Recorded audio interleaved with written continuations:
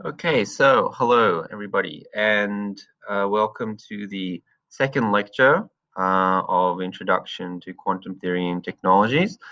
So this week I'm going to talk to you a bit about the early history of quantum mechanics. So this follows on from the previous lecture where I gave you a kind of a grand overview, taking you from the basic idea of quantum theory to the latest developments in quantum technologies. So now we're actually going to start to talk about quantum theory itself. And so a traditional way actually of starting a sort of a lecture in quantum mechanics is to actually talk about this early history of quantum mechanics. So I will do the same. Um, but one word of sort of warning that I'd say uh, with this kind of early history stuff is that actually I find it not particularly helpful to actually learn quantum mechanics from this early history. So you should really treat this mainly as a kind of a history lesson and not really a way to kind of understand quantum theory itself. So I still think it's useful to know where quantum sort of theory came from. It's a little bit of an interesting historical kind of perspective, but in fact, I think as for learning quantum mechanics, the way that I'll be teaching you from basically the next lecture is really probably the way that you should learn it. So why am I telling you this? I guess I'm telling you this so that you don't sort of go too deep into this set of lectures. I think the way that I would listen to this is just sort of gloss over all the details and go, okay, well, some stuff happened, a long time ago, very interesting, but not really try to understand every detail. So that's my warning from the beginning. Of course, so I've also changed kind of technologies from last lecture. I think this is probably much better in terms of the way I'm presenting it. So obviously, I'm not standing in front of a projector anymore. I'll be able to sort of point out the details on the slides directly through this voice thread technology. Okay, so early history of quantum mechanics. All right, so I will get back to this rather historical picture later. So let me just sort of get started. What I want you to sort of understand is basically where sort of quantum theory came from originally. So let's go sort of way back to the beginning of even physics. So you might say that physics started, of course, not counting the sort of ancient civilizations, which were, of course, there were very advanced civilizations looking into astronomy, but at least from a slightly Eurocentric point of view, some of the earliest kind of studies of physics and sort of classical mechanics were through astronomy. So Johannes Kepler, around the 17th century, formulated the laws of planetary orbit, so kind of worked out how our planets have their motion around the sun, and this really was kind of the start of a kind of more quantitative theory of physics. And so building somewhat on that foundation, Isaac Newton really revolutionized the field of physics with his really quantitative way of describing the laws of nature. So, of course, as it's very well known, um, he was able to sort of merge the theories of mathematics and really apply them to physics, and not only just planets, but essentially how everything moves around you. So Newton's laws of motion. So he really created this kind of mathematical toolkit um, and told to us how you could actually really quantitatively calculate everything using sort of a simple set of ideas. And what's actually quite interesting from a somewhat philosophical point of view is that this worldview that he has in terms of Newton's laws of motion are actually completely deterministic. So this is a point which we will come back to actually in terms of the theory of quantum mechanics, because as it turns out, um, quantum mechanics is not really a deterministic theory. And what I mean by deterministic is that, say you start with some initial condition, and this will be true of, say, Newton's laws. And what Newton's law says is that, okay, you tell me how the system looks like at some initial point in time. So that would mean, like, say you got some like balls flying through the air or something. You know, classic problem in physics, right? And if you have the initial positions of these balls in the air, and if you have the initial velocities, then from that, and assuming you know something to do with like gravity of the you know of the setup that you have, say there's some gravitational pull downwards, then from that you can actually predict how these objects will behave just through Newton's law. So, what actually there's sort of a underpinning of the kind of a bit of philosophy there, which is that you can actually know how everything runs forward in time given some initial uh, condition, right? And then if you extrapolate that to everything, say, you say, oh, well, our human body is made of atoms, and, the atoms are some kind of small particles. And if, say, everything behaved according to Newton's laws, actually it doesn't, as we'll learn later, um, in that case, what Newton's laws implies is that you can actually predict the outcome of the entire universe. So say you had the snapshot of every particle and you knew the position and velocity of everything according to Newton's laws, the whole outcome of the universe could be predictable. So that's interesting in the context of free will. Of course, as humans, we think that we have some kind of free will, but Newton's laws, if they were true, and of course they're true, but if they were the end of the story, then you would have to conclude from that there is actually no free will, and our bodies are, just playing out basically a movie. We feel like we're in control, but in fact, there's no free will, and we are, you know, just have actually no control over what we do. We think we're making decisions, but we're actually not.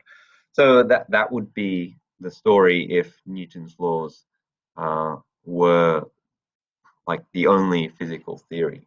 However, as we'll learn in quantum mechanics, actually, um, uh, quantum mechanics is not a deterministic theory. So if you had some initial condition, then you can, to some extent, predict the outcome of it.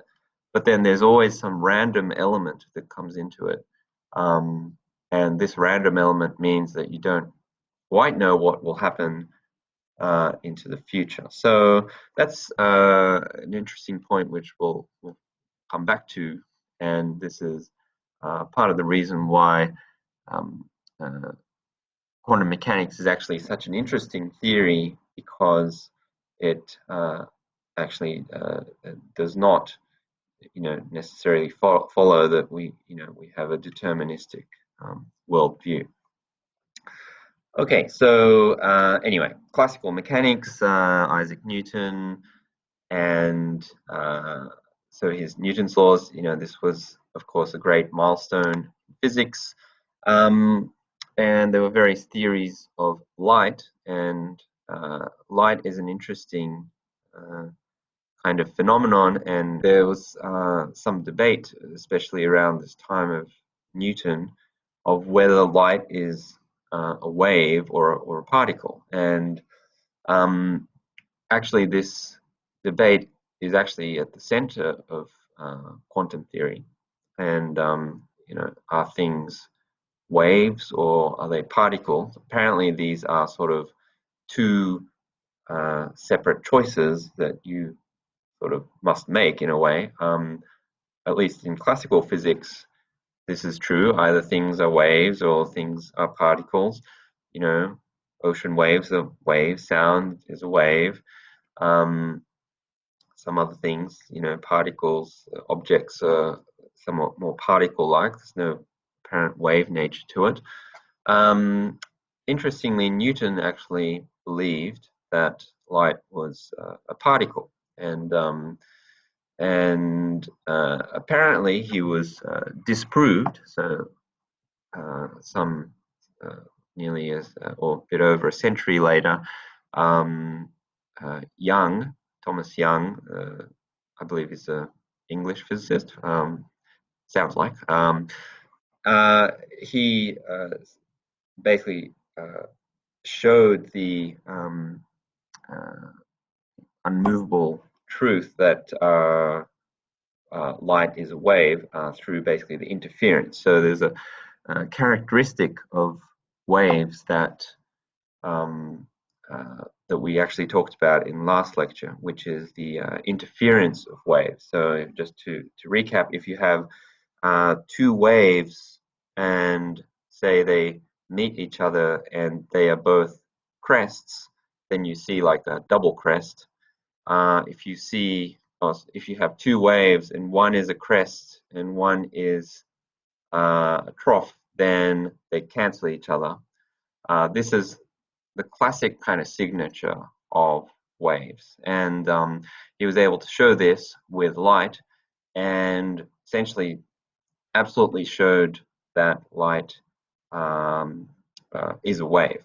So light certainly has wave properties, and at the time essentially showed that Isaac Newton was wrong. So this was evidence to say that light is definitely not a particle and is a wave. James Clerk Maxwell formulated this in a kind of a very beautiful mathematical theory, and showed the connection of light in terms of electric fields and magnetic fields, and showed that actually light is nothing but a kind of a wave in electric and magnetic fields, and was a kind of a special type of wave that didn't really need a medium, could actually travel even though there was nothing to support a wave. So it's a slightly different type of wave to what we're normally used to. Ocean waves have the water, that's sort of the medium, or sound waves have air, and of course if you take away the medium, air or water, you don't have the waves, but light can actually travel without having any medium. And so at this time it seemed that basically Isaac Newton was just plain wrong, as it often happens with great geniuses.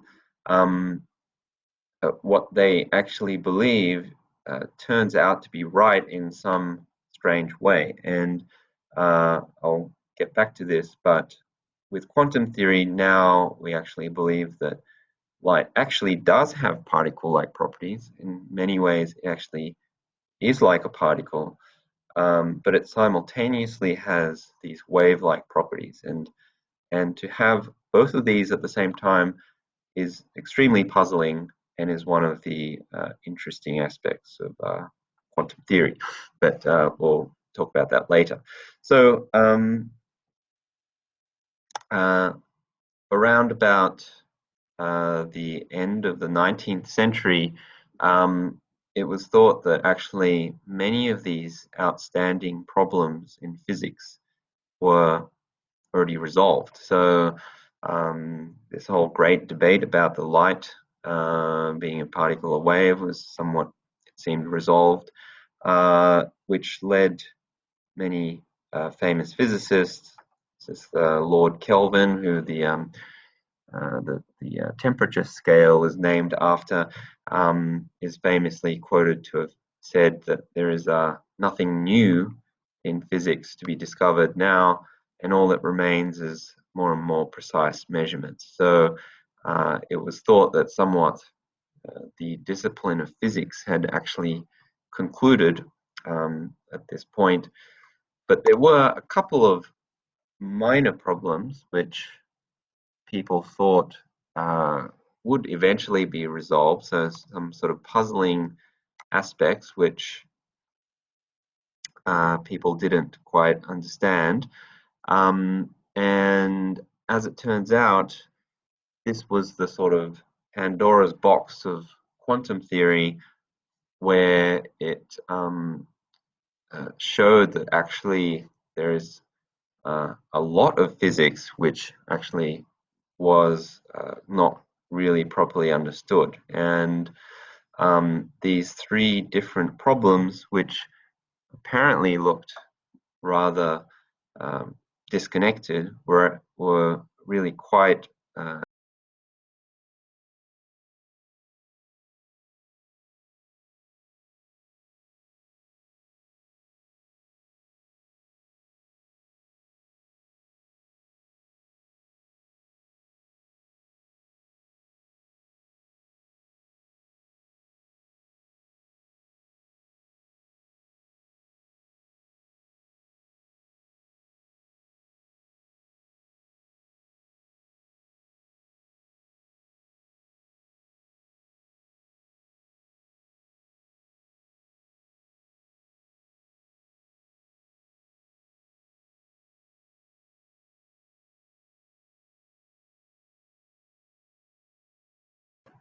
intimately connected.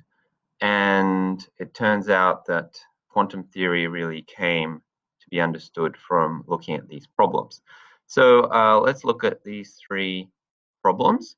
So the first one is the so-called black body radiation ultraviolet catastrophe. And what this is talking about is, if you imagine you heat something up, so we're very familiar with, you heat something up, it starts to, say, glow red. So for example, I've got this picture here of this hot plate here. And so of course, um, uh, if you turn on the hot plate, then the coils start to glow red. So this happens because essentially there are lots of atoms, and of course in the hot plate. And when you heat something up, the heat actually is exciting the atoms, and they start to emit light if they have if you give them energy. So this is how atoms actually lose energy. So if you give some atoms a whole bunch of energy, then it tries to get rid of the energy by just emitting light everywhere. So people tried to work out what kind of light is emitted. So the natural thing to do is to say, okay, well, let's put sort of a spectrometer. So that's a device to look at, what type of light is actually coming off these hot plates. So for example, in this graph here, this one on the horizontal axis, we have like the wavelength of the light. So say imagine you put some this spectrometer, which is basically splits up the wavelength of the light so that you can tell exactly how much, say, red light is coming off, how much yellow light is coming off, how much blue light, how much purple light, how much infrared light, and so forth. And you can measure what is the distribution of the light according to its wavelength or color. So, of course, the bit in that you can actually see is in this region, but of course, there's much of the light spectrum which you cannot see with your eyes, but of course, with a suitable machine, you can see it. So, what you get if you do such a measurement is a curve that looks like this. So this kind of characteristic curve. Now, the more you heat something up, the more this actually shifts to the left of this curve. So this curve sort of starts out being somewhere sort of like over here, but then as you heat something up, it gradually shifts to the left, and this is why things glow red when you heat them up.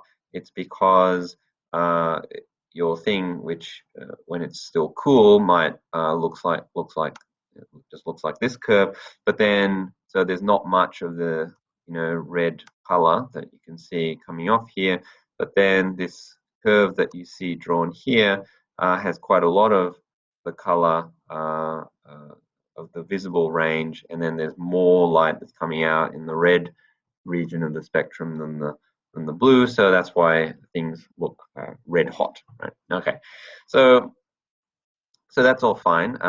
You can measure that curve, and so now we need to understand why do we get this curve, right? So this is where you ask your theoretical physicist friends and said, please come up with a theory to explain this curve, because I've got into the lab and I've measured this thing and I want to know why you get this kind of curve.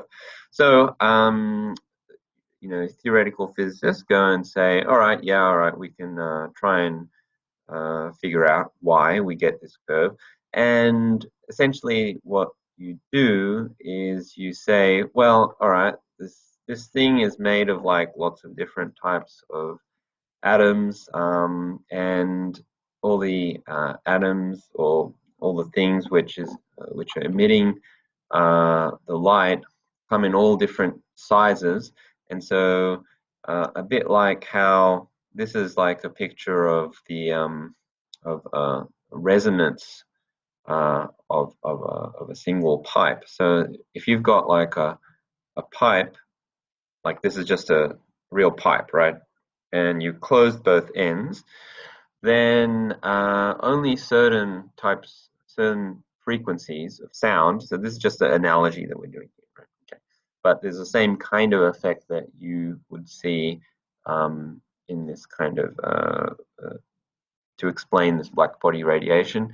But if you have a certain length of pipe, then you would you only get certain frequencies come out of it. This is why if you play a musical instrument like I don't know, trumpet or a tuba or clarinet or something, then if you blow into it, and then what you're doing with your fingers is to basically change the length of the pipe, right?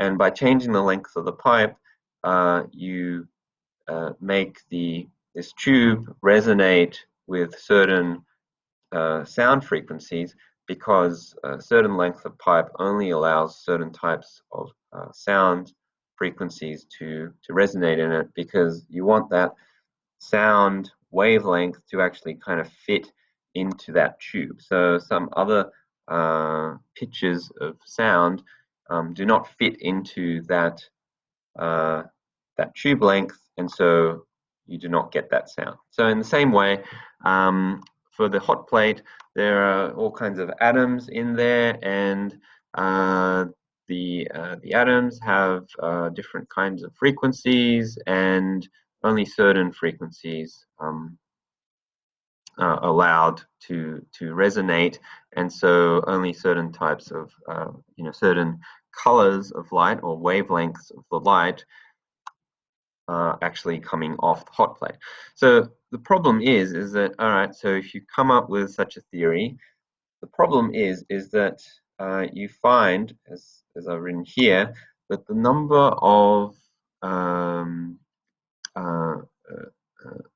electromagnetic modes, so the types of frequencies that you get actually gets more and more and more as you go to higher frequencies. So these things with the really high frequencies means like the wavelength is very short, then those ones actually should be really common in this hot plate. So in other words, there should be lots and lots of these resonators with this kind of short wavelength. And then if you calculate this, then because there's so many of these resonators with short wavelengths, essentially you would predict that this kind of blows up as you go to short wavelengths. So you expect that this actually kind of blows up and there's like lots and lots of different resonators which should emit all these high frequency light within this hot plate. But actually, of course, you don't. So in fact, it kind of follows this curve for a while and then it just drops down and there's actually nothing here at the really high frequency range. So this is called the ultraviolet catastrophe.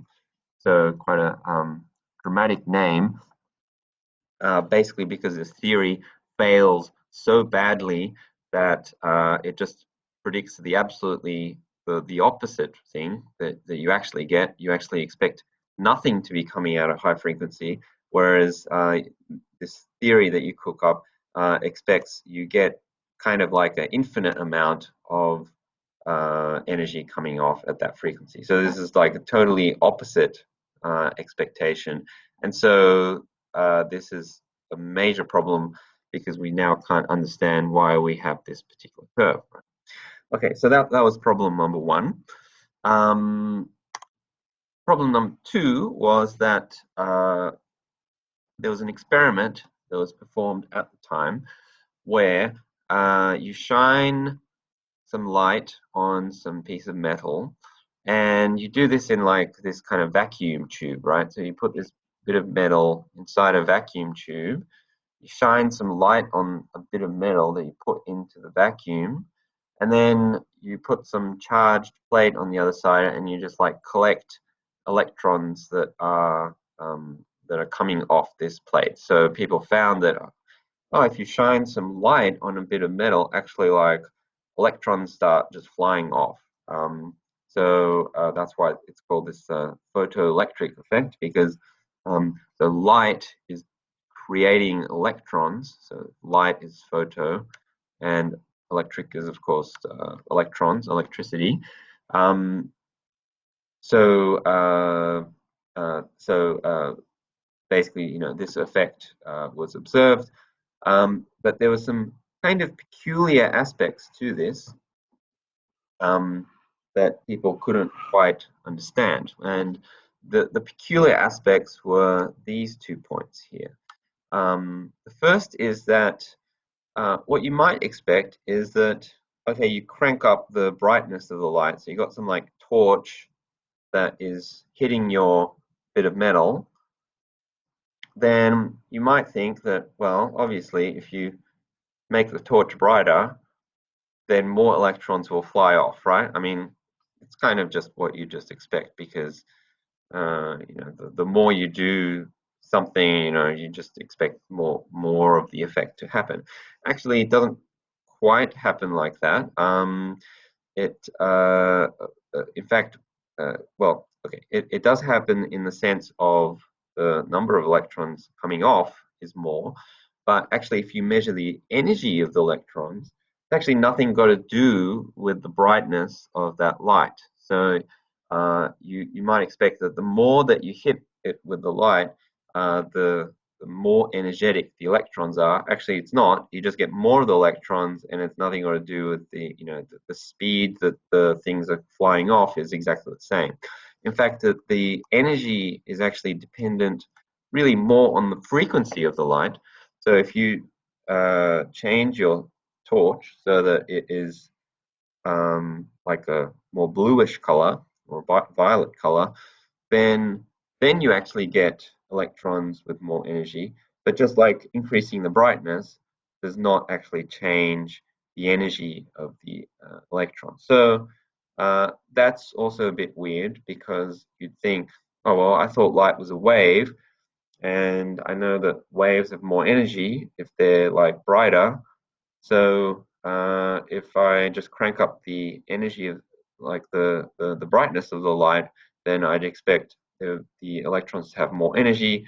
No, you don't actually get more energy. You just get more electrons in at the same energy. So that's also another bit of a weird effect. And the last weird effect, and this one is perhaps the most kind of striking because uh, it sort of directly shows this kind of quantum nature. And what people noticed is that if you say look at the light coming from the sun, then of course you get a rainbow. Okay, so you look through the like a prism and look at sunlight, then you get a rainbow. But actually, you get these little dark bands in the rainbow. Okay, so if you look very closely, there are these dark bands, and uh, it seems to suggest that something is absorbing some of this light that's coming off at those frequencies. And you could do the inverse experiment. So what you do is you get some hydrogen and you put like an electric field through it, and then it starts to glow, right? And then you look at the light, and then you look at like what's the wavelength coming off the hydrogen, and then you find that it actually is only emitting at certain frequencies, or so only certain colors are actually coming off the hydrogen when you put an electric field through it. So it suggests that actually there's something which is only making light come off the hydrogen at a particular frequency. So it's like a particular frequency emitter. And I mean, other kinds of problems sort of existed with understanding the nature of atoms. So people were starting to really uh, figure out that actually atoms, well, firstly, atoms were only really proven to exist really through only through about 100 years ago. So it's hard to believe that before about 100 and odd years ago, people could not really even prove that atoms actually existed. Around about this time, people were able to understand that, oh, atoms are actually made of some kind of combinations of electrons and some other particles like protons, neutrons. Um, and then, so if it's this combination, if an atom is made of electrons and neutrons, then another problem is, well, why do we know that they're like positively, like electrons are negatively charged and protons are positively charged? Why don't these things just like stick together and just essentially just clump together like just some kind of ball? So why don't they just do that? And these other experiments, it looks like these have some kind of discrete energy levels. Why would there be such discrete energy levels? This is sort of very difficult to understand in terms of some kind of Newton's laws. So these were some great puzzles at the time. And oh yeah, well, I show this kind of slide because it's mainly because it's quite pretty. So you can actually do this experiment in the physics lab here at NY Shanghai.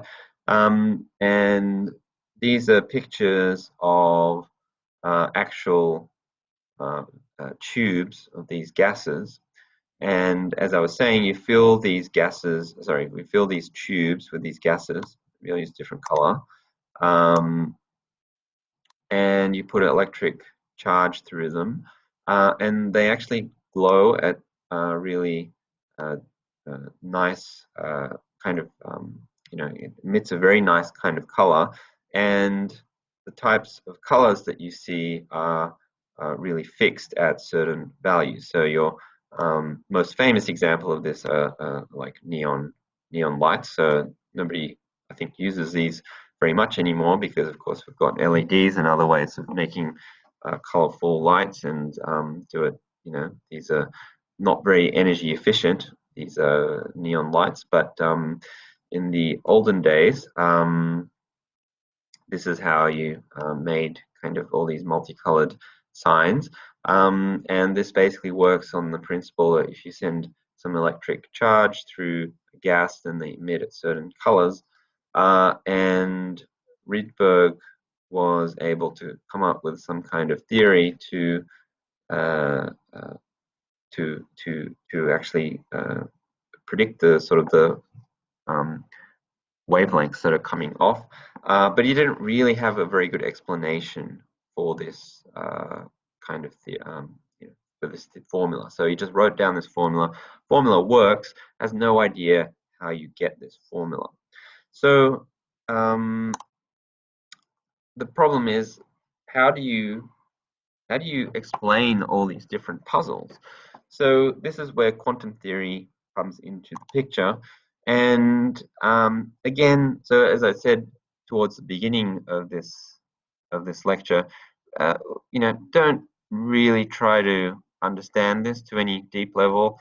I will explain these things just very quickly, and I actually don't really expect you to uh, really understand the details, but it's actually not really important for the rest of the lecture. So don't worry that you don't really understand what the hell I'm talking about.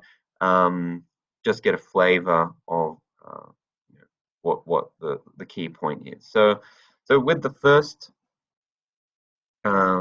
puzzle, so the black body radiation. So this was the one where you heat up something, grow it glows red, and then the usual theory would predict this kind of so-called ultraviolet catastrophe. So Max Planck, who's one of these very early founders of quantum mechanics, was able to get a very nice formula that explains this curve, and fitted with the experiment really nicely. So it looked quite awesome, but problem is that he had to make a critical assumption, and the assumption that he had to make is that one, the one that I just circled there, which is that the uh, that some matter can only absorb or emit some amount of energy that's in some integer multiples of some energy. So the key point here is that this n here, this n thing, is an integer, so it's like 0, 1, 2, 3, like that. And this is some kind of energy of this emitter. And and only with this assumption could he really explain this this curve here. Now, actually, he didn't even like this assumption, so he had to sort of, he never really believed that this is true. He thought maybe there was a better way to actually explain this. In fact, actually, this assumption turned out to be uh, actually really true, and it's actually one of the key points of quantum mechanics. So why does this assumption fix up this so-called ultraviolet catastrophe? Well, basically, it's because if you say that everything only emits energy or absorbs energy in discrete packets. So basically, for example, say you've got this atom here, and it's at the purple end of the spectrum. Now, what you say is that, well, this is for this atom to get excited to this excited state here, it needs to absorb at least as much, the amount of energy that it needs to absorb is equal to the difference in height here. And for something that's like this green emitter, this would require less energy, and the red emitter would require even less energy. Right? So now imagine you've got all these different atoms here inside your hot plate, and basically you're heating it up, and that heat has only enough energy to actually excite these red ones, or the orange ones, or the green ones a little bit, but it doesn't have enough energy to excite the blue one or the purple one. Then what happens is that because this purple type atom is never excited by the heat that you are putting into the system, you also don't see that light that's coming out. Whereas the red one, because it's much easier to excite this guy, you actually do see much more light of that frequency coming off. So, really great theory. It kind of explains everything, agrees with the experiment. Just you have to put in this rather strange assumption that these emitters are actually have this kind of discrete element to it. And this is actually where the name of quantum theory actually comes from. Quantum, of course, comes from the word like quantized. So this is sort of a kind of a signature of the theory that everything becomes like quantized. So these levels are not like continuous. You just cannot have this atom at some energy which is like, say, halfway between these levels. You can only have the atom at this level or only this level, and you just cannot have anything at that intermediate energy state. Okay, so somehow Planck could explain the blackbody radiation puzzle. Similarly with the photoelectric effect.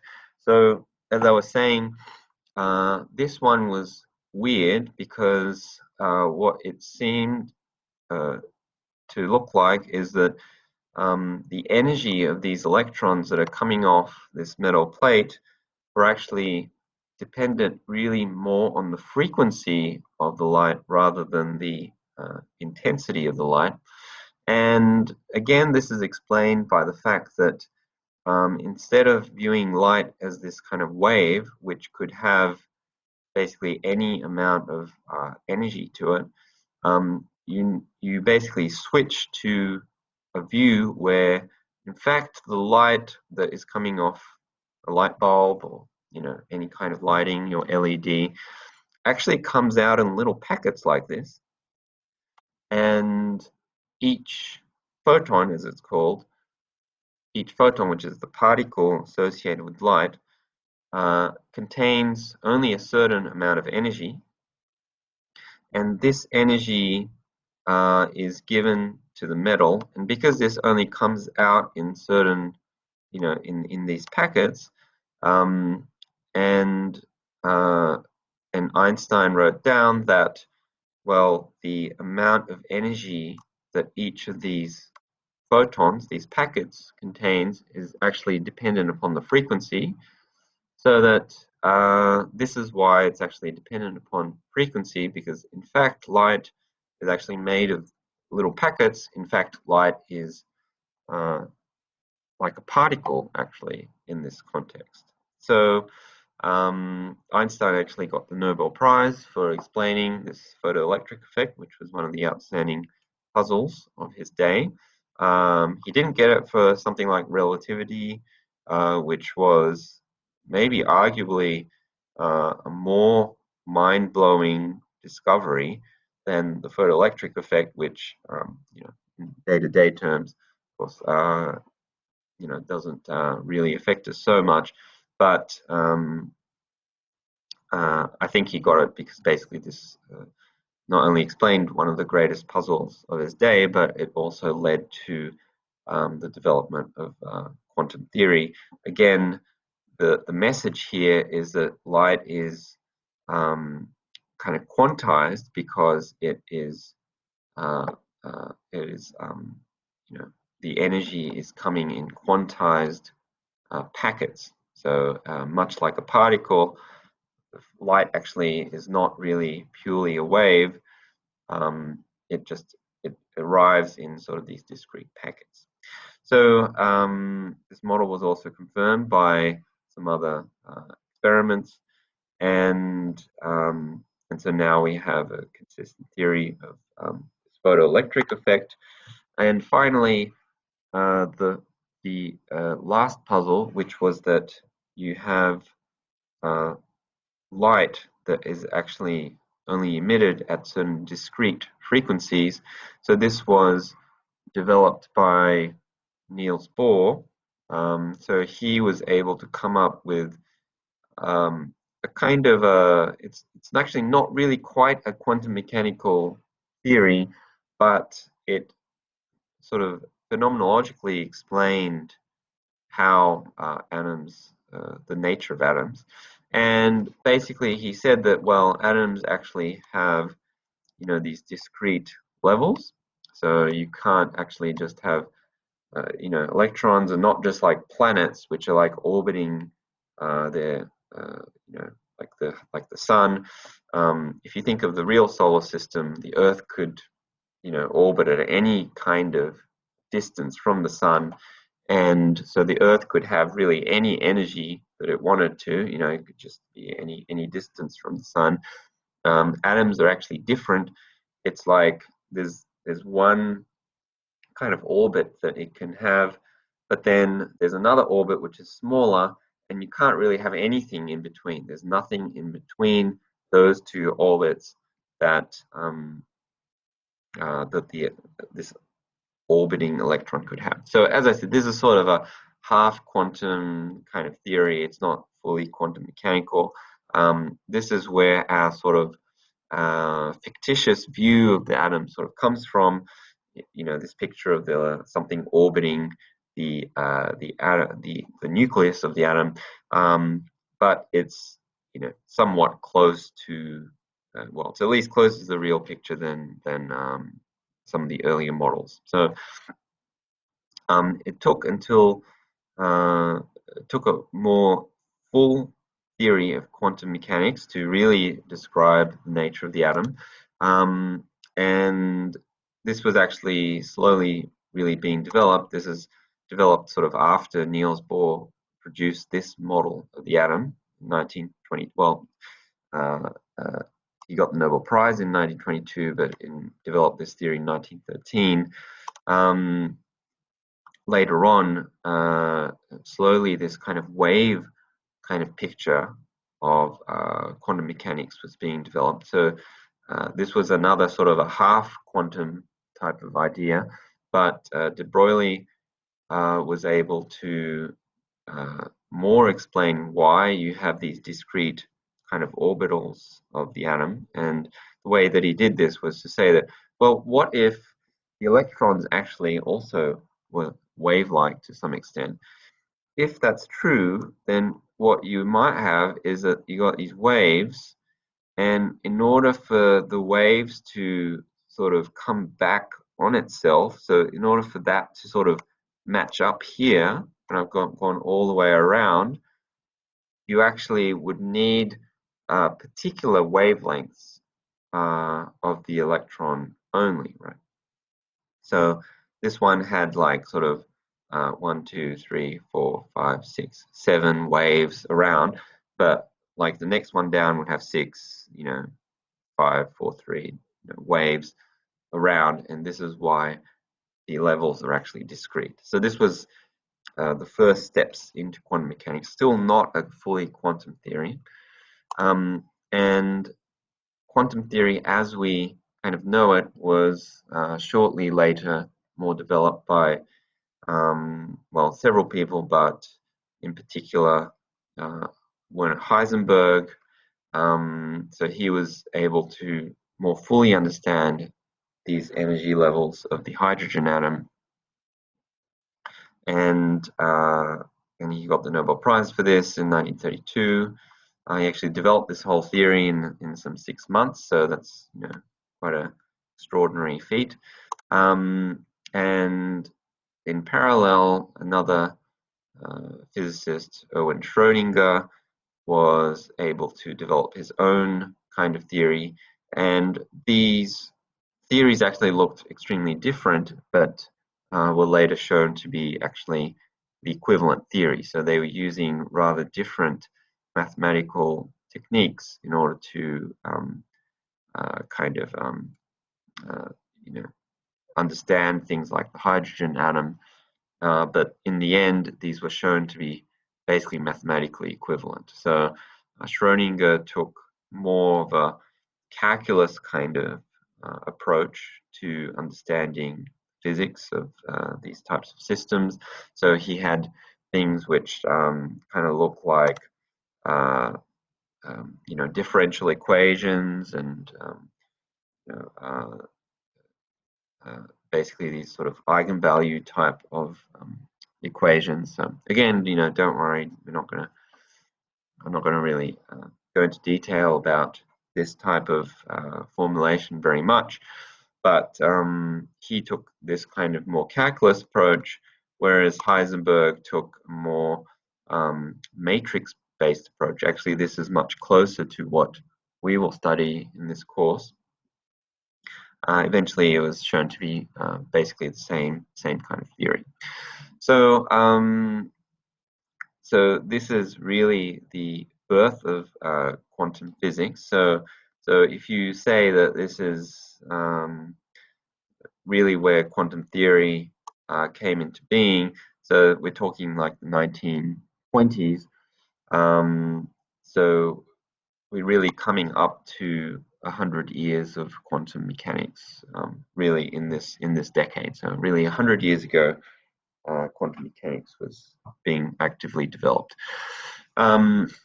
Now, there's many kind of strange aspects. So despite being able to write down these equations in a very consistent way, you have to actually kind of relate all these things to reality, right?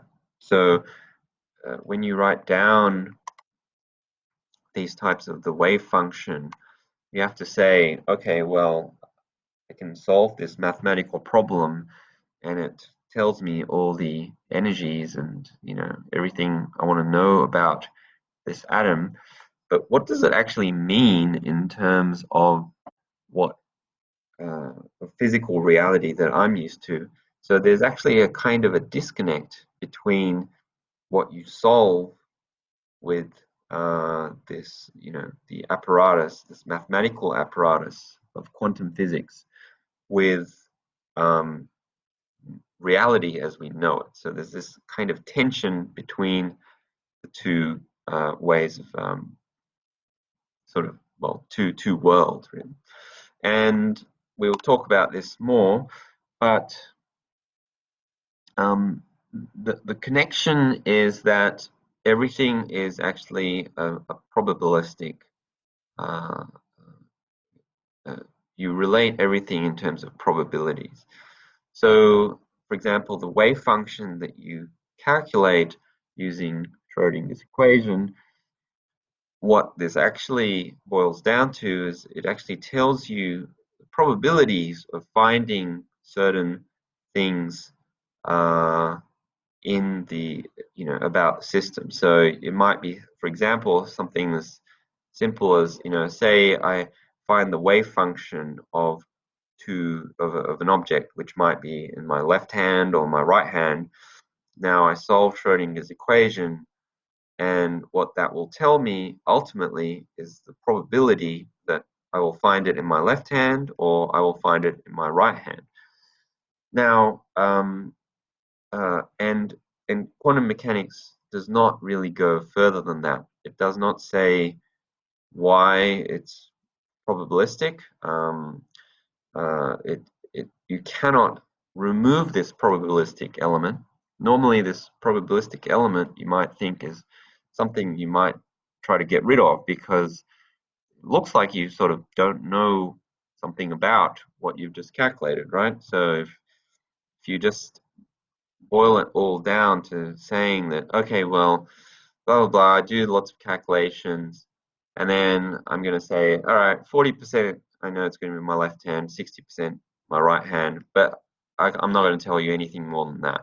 That sort of sounds like your job is half done and you didn't really, investigate it further. But actually, it turns out that uh, there is actually no way of going further than that. This is not something which is incomplete about the theory. That is just how nature seems to work at this kind of level, and there's nothing more that you can actually know except for these probabilities. So this goes back to what I was saying about something about the deterministic worldview.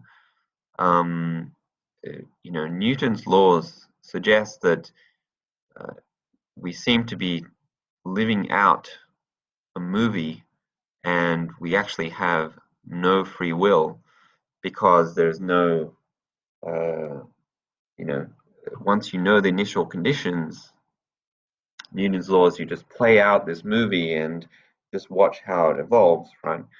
Uh, Quantum mechanics is different in some sense because you have this probabilistic element, and ultimately and we know that you actually cannot go further than that to describe nature itself. So there is some intrinsically probabilistic aspect of nature. Apparently, it's what best of everybody's knowledge. That's how it stands today. This is the state of physics or science. So Einstein famously said that he does not like this, probabilistic element in the theory. There must be something wrong. And he famously said that God does not play dice. But many people, there were great debates around this time to say that, well, apparently that is actually the state of nature. I mean, there's nothing you can actually do about it, and uh, and uh, uh, uh, and I believe it was Niels Bohr that was saying that he was telling Einstein to say that he should not tell what uh, he should not tell God what to do because that's just the way nature is, and there's nothing you can really do about it, even if you don't really like it. Anyway, we will talk about this in more detail later. So, some other sort of famous results of quantum mechanics were things like the uncertainty principle. I think I will not really go into this so much actually in this lecture, but it is a sort of a famous kind of result. Sort of qualitatively, it basically says that you cannot um, uh, basically know different types of observables at the same time. So, for example, quantum mechanically, you might know something very precisely about the position of a particle, but then you will not know its momentum or its speed to a great uh, to a precise extent, or you could know the speed of the particle very well, but you might not know the position very well. So this was something which illustrates something very different about quantum mechanics. Again, to classical physics, of course. Classical physics, in fact, this is exactly kind of Newton's, the initial conditions, which I talked about. If you know the initial position and the initial velocity of an object, then you can run this Newton's equations forward and know exactly what will happen henceforth. But quantum mechanically, you can't even know these two variables simultaneously. Schrodinger's cat is another sort of famous paradox, and this is trying to reconcile what happens when you really take quantum mechanics to the extreme. So apparently, quantum mechanics is the most fundamental theory that we know. So if it's the most fundamental, then we should be able to know, at least in principle, everything about the world from the principles of quantum mechanics. So, for example, if we can understand atoms using quantum mechanics, well, two atoms is just applying quantum mechanics to a more complicated system. Then molecules are actually just, again, uh, quantum mechanics applied to larger and larger systems. We're made of molecules. And so if you really just take our whole bodies to be some kind of giant wave function composed of um, billions and billions and billions of atoms, then we should be able to write a wave function of, say, our bodies, or perhaps even a cat. So if you take it to this logical extreme, then you would say, well, why can't I write down the wave function of a cat? And we could just write down two states of a cat, something which is sort of polar opposites of each other. Now, in a biological context, being alive or dead is two very different states. So let's take those. So we could, in principle, write down a wave function of a cat, which is in a superposition. That means that it's like in a wave of being alive and dead at the same time. So uh, there's nothing in the theory that says that you can't do that. You can certainly write down a wave function of something complicated involving billions and billions and billions of atoms. It's a bit complicated, but there's nothing stopping you from doing that. And then taking superposition of two different states that's exactly what's allowed. But this apparently ends up with a nonsense kind of statement that you are in a state where you are alive and dead at the same time, or the cat is alive and dead at the same time. You might like to sort of read through the full kind of explanation of Schrodinger's cat, but this is actually completely allowed in terms of quantum mechanics. So um, uh, really what this is trying to pinpoint is why we can write down quantum theories of tiny things like atoms, and what stops us from extending that to just more and more complicated things, such as molecules, larger systems, humans, cats.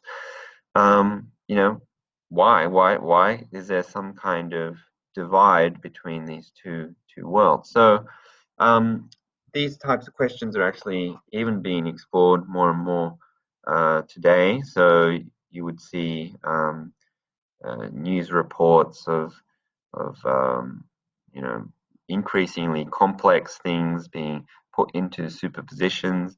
So I think I saw some articles about some viruses being put into some superpositions. These are extending the kind of realm of quantum mechanics.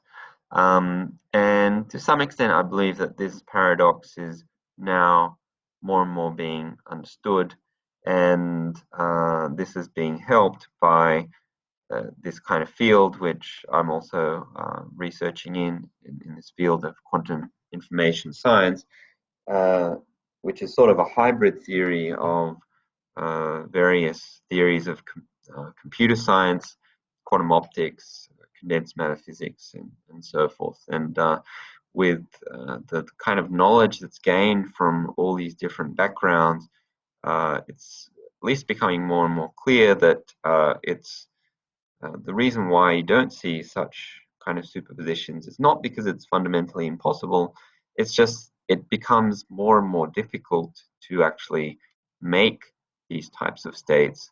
There's no law to say that you can't do it. It's just that it's a technical, massively difficult technical uh, aim to realize. Um, so recently, I think that people sort of understand this kind of paradox to a greater extent, but this has been one of the age-old questions of quantum mechanics of how you can resolve the compatibility of it with classical physics. Okay, so let me just sort of finish off here with just some fun pictures and quotes. So this is a picture of a very famous physics conference that was held in 1927, and it assembled really all the leaders of quantum theory at the time, and it's kind of remarkable. And this is a very famous picture in physics because really everybody in this photo here is a kind of a living, oh, sorry, not a living legend. I think they're all dead. uh, they're all kind of legends in physics. So it would be as if, all the great composers of music were all in the same photo. It's sort of a similar kind of thing where you see uh, Einstein and Lorentz, who is very famous in terms of relativity, Madame Curie, Marie Curie, and Planck, Langevin, all these guys, Bohr, Niels Bohr, Max Born, de Broglie, Compton, Dirac, Bragg, Ehrenfest, Schrödinger, Heisenberg, Pauli, Brillouin. All these guys are amazing, the famous kind of things where there's various names of effects named after them, and it's really the all-star kind of team. So it's the all-star physics team, the kind of the golden age of physics. Some quotes are so. Following on from these very paradoxical effects and these great debates that these physicists were having in these early days. So Niels Bohr was famously quoted to say that if quantum mechanics hasn't profoundly shocked you, then you haven't understood it yet. So I've seen this quote in many kind of contexts, and in fact many people have sort of repeated it in sort of different words. Einstein, as I was saying, was one of the people that was against kind of this quantum theory, to say that there was something missing in it. And he's quoted to say, the more success quantum theory has, the sillier it looks, because it is a theory where there's so much counterintuitive aspects to it that it just appears very strange. Another quote is, quantum mechanics is very impressive, but an inner voice tells me that it is not yet the real thing. In any case, I'm convinced that he, as in God, does not play dice. Goes back to this probabilistic aspect of quantum mechanics. Richard Feynman, who is a little bit after all these guys in terms of generation. I think he was more active around mainly the 60s, 70s, up to the 80s. He bluntly says nobody understands quantum theory. Dirac, who's also one of the early founders of quantum theory, says that the underlying physical laws necessary for the mathematical theory of a large part of physics and the whole of chemistry are thus completely known, and the difficulty is only that the exact applications of these laws lead to equations much too complicated to be soluble. So this echoes some of the words of Lord Kelvin. So if you remember, I showed you a quote from Kelvin back in the late 19th century saying that much of quantum mechanics, much of much of physics, in fact, is already known, and the rest are just details to be worked out. So Dirac likewise says, well, now that quantum theory has been developed, a lot of the work is really just to apply these to more and more complex situations, and that's basically the difficulty now. In fact, there is a whole well, at this point in time, you might say that he's actually right in that the types of the most active fields of physics, you might say, are things like condensed matter physics and even particle physics are really applications of these kind of basic laws, or essentially more and more complex versions of these laws, and these are extremely complicated to calculate, and that is actually the main challenge in them. And the fundamentals are actually all founded on this kind of the theory of quantum mechanics, which was developed in these early days. And finally, Erwin Schrödinger says that that he, in fact, does not even like quantum mechanics, even though he's one of the real great towering figures of the field. And I'm sorry I had ever had anything to do with it. I'm sure he's not that sorry, but it certainly shows the strange aspect of it, and perhaps you don't even need to like the theory that you develop. Your job as a scientist is really to just describe how nature behaves, and it's not really even up to you to say whether you like it or not. That's just how nature is, and all you can do is basically describe or capture it in the best way that you can. Okay, so that is the end of that part. Now, I think I will leave it there for today, because the next topic that I'll talk about is complex numbers, which is now really getting into more of the details of the mathematics of quantum theory. Well, this is what we'll be using to describe quantum theory. And so what I'd like you to do for the homework is I've uploaded the homework questions to NYU classes, and this week this will be just sort of just writing down some historical points of the quantum theory. There are some notes which I've also uploaded, so you can have a read of them, and basically just to summarize some of the points, you can have a look at the actual questions there, and we will continue with probably much more of the quantitative details of quantum theory from next lecture. So, okay, so I will leave it there, and see you next week.